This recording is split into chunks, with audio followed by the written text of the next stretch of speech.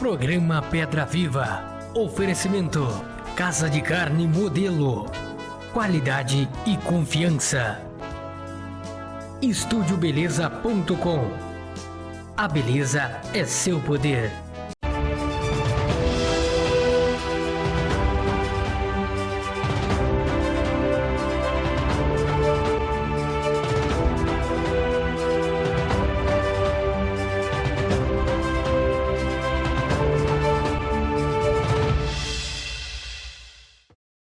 Olá, internauta, aqui estamos com o nosso programa Pedra Viva pela Conectaí TV.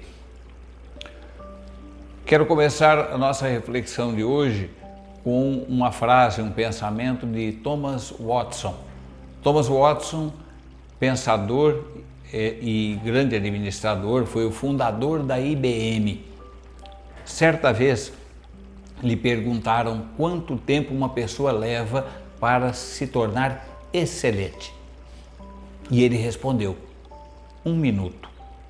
Parece que é uma frase, uma construção leviana. 1 minuto para se tornar excelente? Mas vamos refletir sobre isso. Não é leviana, não é uma frase solta. Se trouxermos esse pensamento para a nossa vida, nós percebemos que tudo se resume em decidir, optar, fazer escolhas. E essas decisões são tomadas quase que instantaneamente. Decidir é sim ou não. Se pensarmos na linguagem binária dos computadores, é 0 ou 1. É numa fração de segundo que se faz uma escolha firme, que pautará o agir a partir daquele instante de uma maneira diferente. Ou você decide ou não decide. E é assim a vida toda, em todos os instantes dela. Nas pequenas e nas grandes coisas, nós sempre estaremos optando. Bebo suco ou água? Água gelada ou natural? Assisto TV?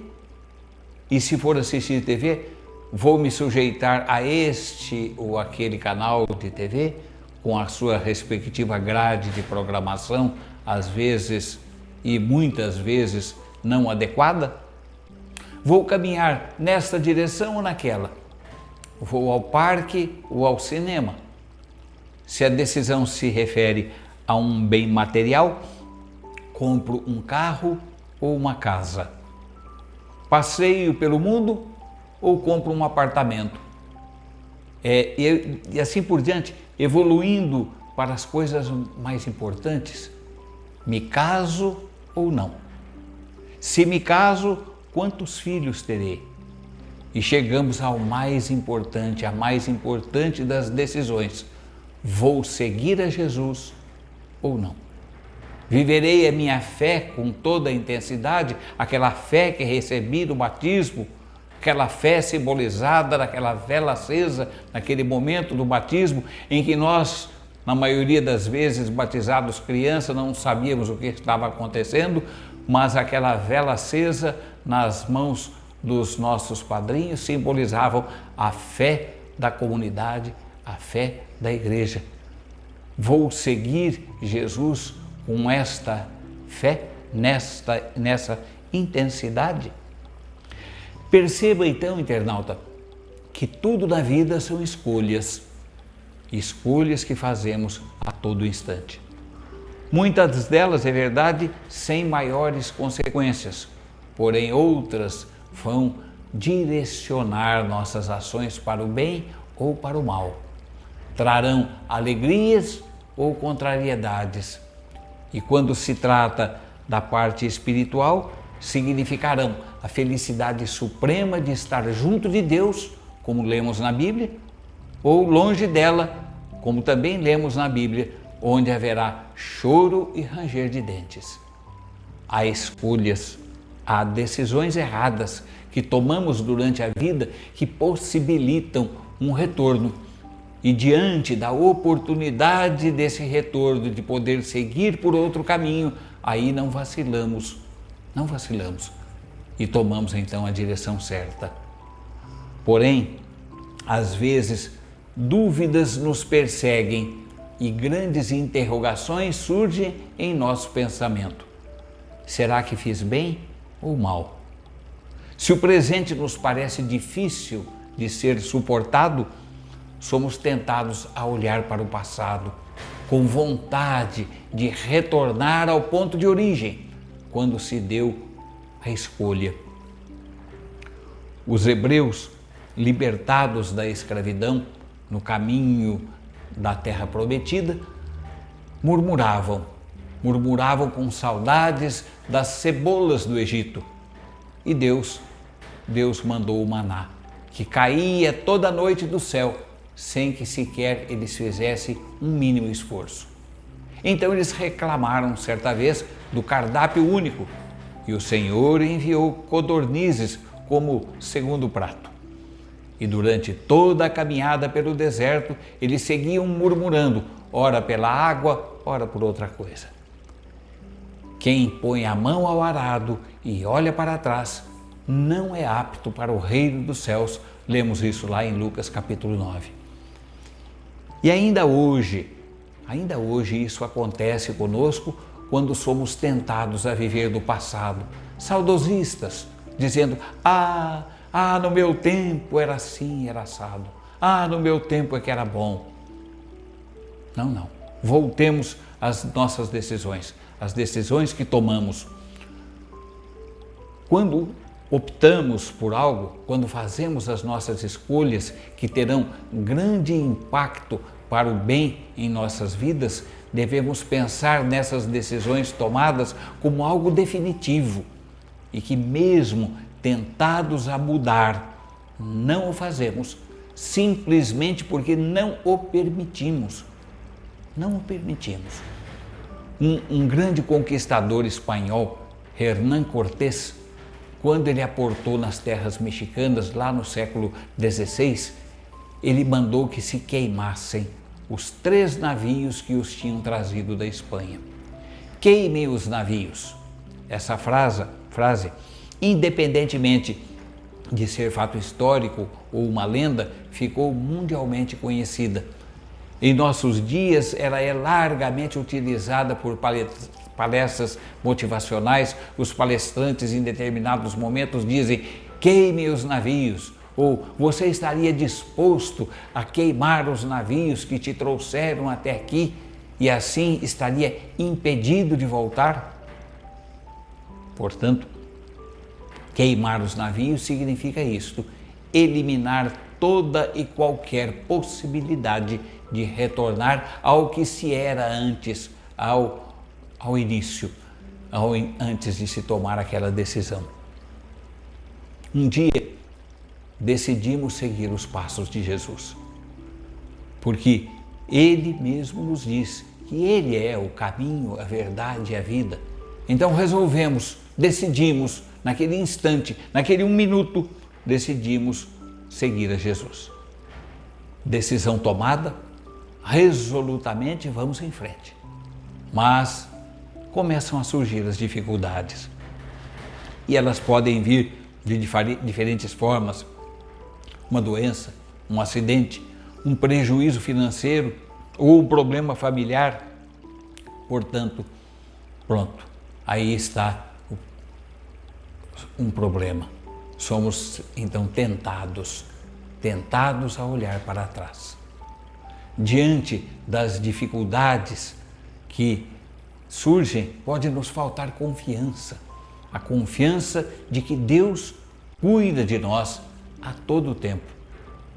Mas é preciso que nós tenhamos em mente, que nos lembremos sempre de São Paulo, daquilo que ele diz na carta aos Filipenses, lá no capítulo 3, versículo 14, ele diz assim, e eu anotei aqui,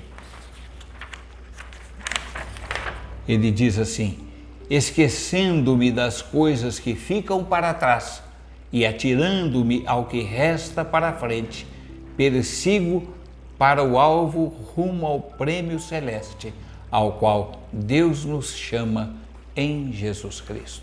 Então, esquecendo-me das coisas que ficaram para trás, devo lançar os olhos, mirar o alvo, as coisas que virão. Aí sim, nós estamos seguindo a Jesus, mirando os nossos olhos nele.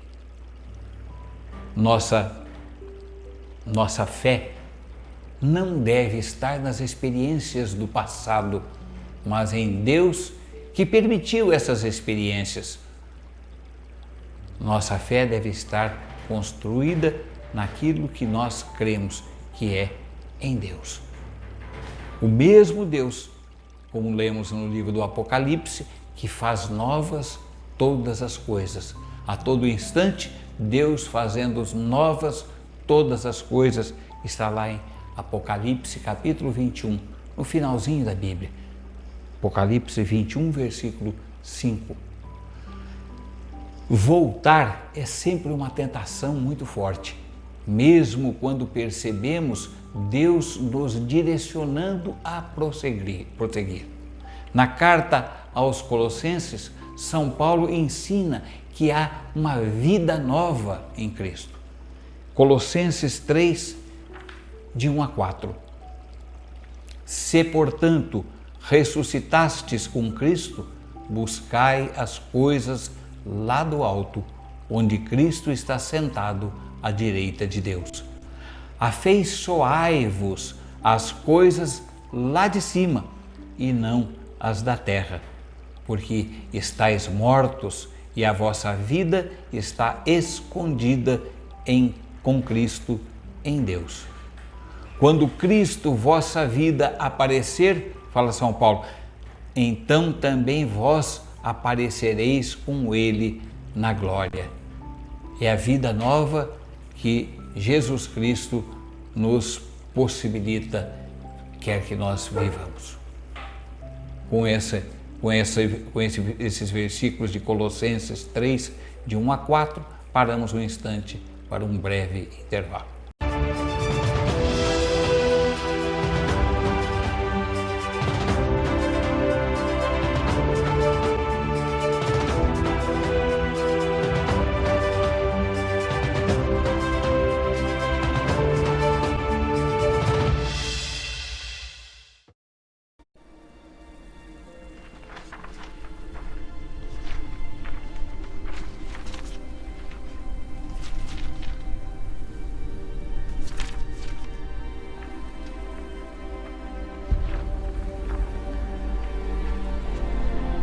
Passará o céu e a terra, porém as minhas palavras não passarão.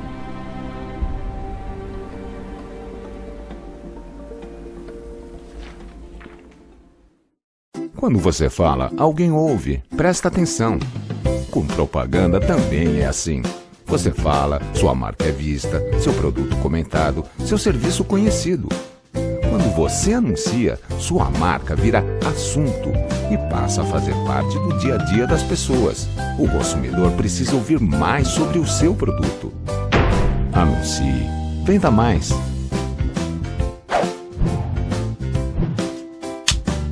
Estamos no inverno, estação em que o ar é mais gelado e o calor é mais bem-vindo. Aproveite o friozinho para puxar um cobertor, para tomar um chá, para aceitar a companhia de um bom livro. Na estação dos dias curtos e das noites longas, cada pedaço de sol nos lembra que a vida é feita de luz e calor. E se tudo se faz cinza, se nos galhos faltam folhas, se o frio machuca tanto a pele quanto o coração, lembre-se que a vida segue na promessa da primavera. Cada estação é um novo tempo.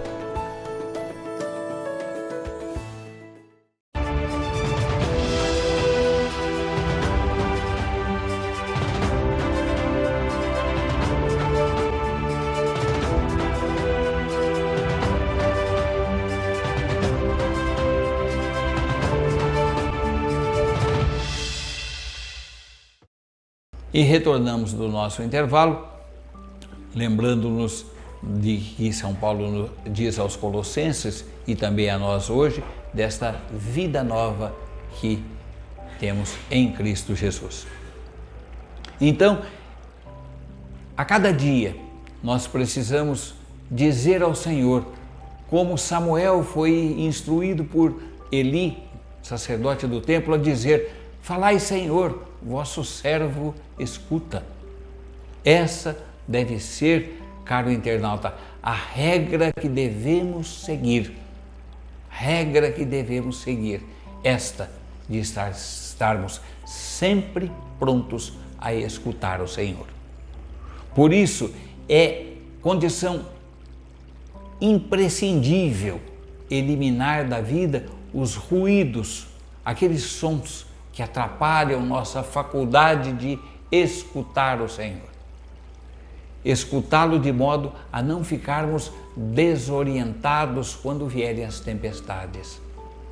Todos nós conhecemos, e isso é quase que uma rotina quando falamos desse assunto, todos nós conhecemos alguma pessoa que de repente se afasta do convívio da comunidade, do convívio com os demais, principalmente quando mais deveriam se aproximar da palavra de Deus, da Eucaristia e da comunidade. Escutamos quando nos damos conta de que aquela pessoa está ausente há algum tempo, nós escutamos sempre alguém que diz: ah, eu sei quem que é, ela não está vindo, ele não está vindo à igreja, ele não está participando da vida comunitária porque está com problema. Ora, principalmente, especialmente quando estamos com problemas, é nesta hora que nós devemos de buscar o suporte, a força que encontramos na Eucaristia, na Palavra de Deus e na própria comunidade. Não podemos nos furtar disso. Mas retornemos ao que dissemos a respeito das escolhas. Tudo na vida tem a ver com essas escolhas, com essas opções que fazemos no exercício do nosso livre-arbítrio. No exercício do livre-arbítrio, nós podemos, aí sim, participar da gloriosa liberdade dos filhos de Deus. Nós temos o livre-arbítrio e temos, dentro desse livre-arbítrio, nós temos a liberdade de escolher aquilo que é certo. Voltando a Thomas Watson, lá do começo, ele nos diz que leva 1 minuto para a pessoa se tornar excelente. E nós começamos a nossa reflexão com ele.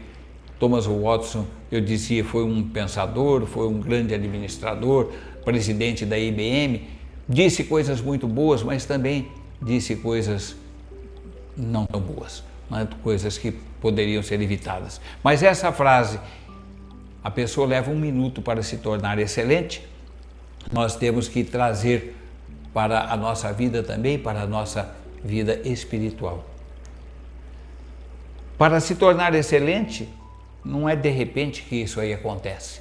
Nós decidimos ser excelentes e aí há todo um processo de busca dessa excelência. Também é um ideal a ser perseguido. Na espiritualidade, mesma coisa. Não se atinge a santidade, porque a excelência no campo espiritual é a santidade. Não se atinge a santidade num estalar de dedos. Não. Há todo um caminho a ser percorrido. No entanto, lembremos-nos de que a caminhada, seja ela curta ou longa, ela sempre principia com um primeiro passo, esse primeiro passo que é decisivo. Citei a história de Cortés e a ordem de queimar os navios. Queime os navios. E esse queimar navios era queimá-los de maneira, o significado é esse, queimar os navios de forma a impedir um retrocesso, impedir uma volta. Importava, assim, seguir decididamente à frente, no caso deles, conquistadores espanhóis, conquistando o México. No nosso caso, prosseguir decididamente significa caminhar com os olhos fitos em Deus, como nos falou São Paulo na carta aos Filipenses. Mas quero concluir essa nossa reflexão de hoje recordando, pegando ainda a imagem do navio, do barco, do mar. E quando me recordo dessas 3 palavras, do navio, do barco e do mar, não tem como não nos lembrarmos da música do padre Jonas Abib. Uma letra que eu creio que seja conhecido de muitos de vocês, a maioria.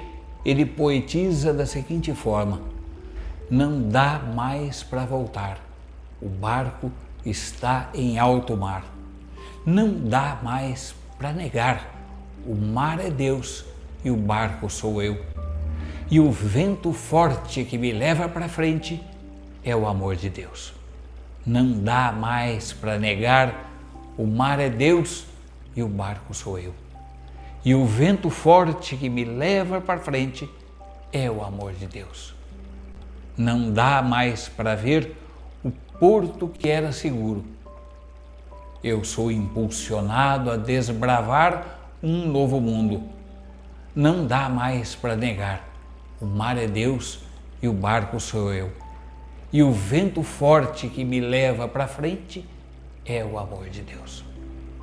Vejam, internautas, se aquela frase queimar os navios de Cortés, seja ela fato histórico ou lenda, levava as pessoas a seguir decididamente desbravando um novo mundo, um novo continente, as terras do México, mas por um motivo simplesmente que eles não tinham como retroceder porque os barcos tinham sido queimados. Diferente dessa letra de Padre Jonas, em que ele diz, não dá para voltar, não dá para voltar. Por quê? Porque o mar é Deus e o barco sou eu. E o vento, diz Padre Jonas, e o vento forte que me leva para frente é o amor de Deus. Então, este amor de Deus é uma construção poética de Padre Jonas, quando ele diz, esse amor de Deus que me impulsiona para frente, é uma figura muito mais tocante em nossos corações do que os navios queimados na praia, no caso de Cortés. Nós somos impulsionados por esse vento forte e vamos adiante. E o porto que era seguro, vejam, internauta, aquele porto, aquele momento de decisão em que nós decidimos a seguir a Jesus, aquele porto já não dá mais nem para ver de tão distante que ele está. Eu sou impulsionado a desbravar um novo mundo. Não dá para negar, o mar é Deus e o barco sou eu. E o vento forte que me leva para frente, esse vento, esse sopro do Espírito Santo é o amor de Deus.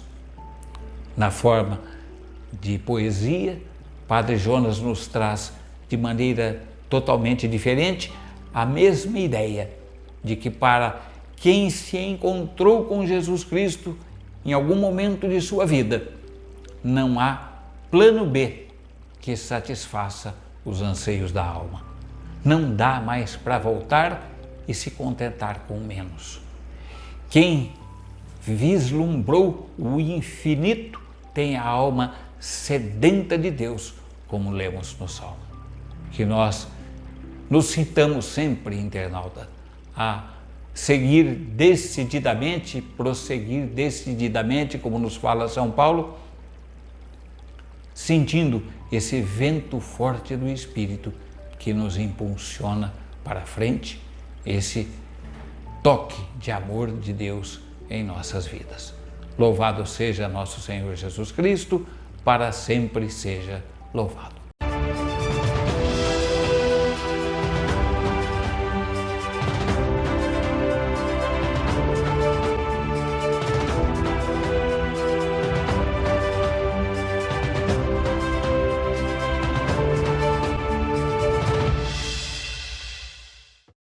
Programa Pedra Viva. Oferecimento: Casa de Carne Modelo.